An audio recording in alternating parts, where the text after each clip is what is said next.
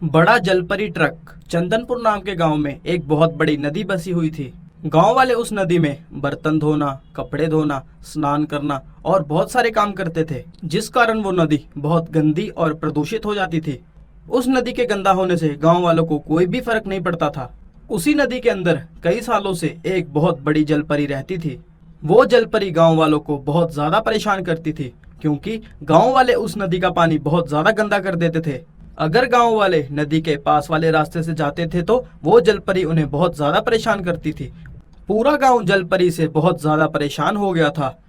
वो जलपरी से बचने के लिए कई कई तरीके ढूंढते रहते थे। तभी एक दिन सभी गांव वालों ने एक तरीका ढूंढा। वो एक मंदिर के पंडित के पास गए। गांव वाले मंदिर के पंडित को सारी बात बताते हैं। तभी मंदिर का पंडित बोलता है, ऐ गांव वालों, घबराने की कोई बात नहीं है। मैं तुम्हें जो उपाय बताऊंगा तुम वो करना, तुम्हें इस मुसीबत से छुटकारा मिल जाएगा। पंडित जी, जो भी काम होगा हम सभी गांव वाले मिलके करेंगे। आप बस हमें कोई उपाय बताइए। तुम सभी लोगों को 3 काम करने होंगे। पहला काम है, तुम में से एक आदमी जंगल को जाए। उस जंगल में से एक चील फूल लाना होगा। उस फूल को फिर नदी में फेंक देना। दूसरा काम है, उस नदी के किनारे 1 सप्ताह तक कोई भी गांव वाला भूल कर भी नहीं जाएगा। तीसरा काम है, मैं तुम्हें गंगा जल दूंगा। उस गंगा जल को तुम नदी में डाल देना। इन सभी कार्यों से जलपरी की शक्ति कमजोर हो जाएगी। उसके बाद तुम सब जलपरी को इस गांव से निकाल देना। पुजारी के कहे अनुसार रामू जंगल जाता है। जंगल जाके वो इधर उधर ढूंढता है। काफी ढूंढने के बाद उसे चील फूल मिल ही जाता है।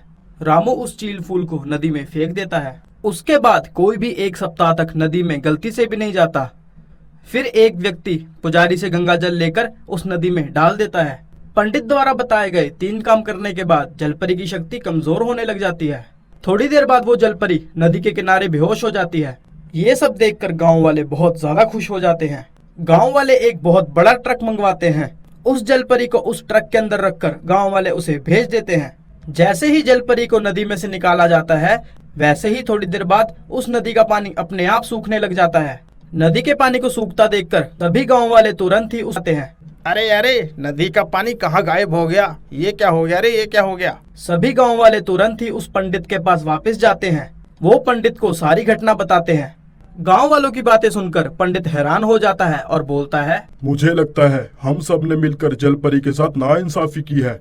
अगर तुम्हें नदी का पानी वापस चाहिए तो उस जलपरी को नदी में वापस लाना होगा। ये लाल फूल को जलपरी के पास रख देना, इससे उसकी शक्तियाँ वापस आ जाएंगी। गांव वाले तुरंत उस ट्रक को रुकवाते हैं और जलपरी को वापस नदी में लेके आते हैं। थोड़ी देर बाद पंडित के द्वारा दिए गए लाल फूल को जलपरी के पास रख दिया जाता है और देखते ही देखते जलपरी की शक्तियाँ वापस आ जाती है और नदी में भी पानी भर जाता है। ऐ जलपरी जी, हम सभी गांव वालों को माफ कर दो। आज के बाद हम इस नदी को गंदा नहीं करेंगे और हम सब इसे साफ रखेंगे। उस दिन के बाद से जलपरी और गांव वाले खुशी खुशी एक साथ रहने लग गए।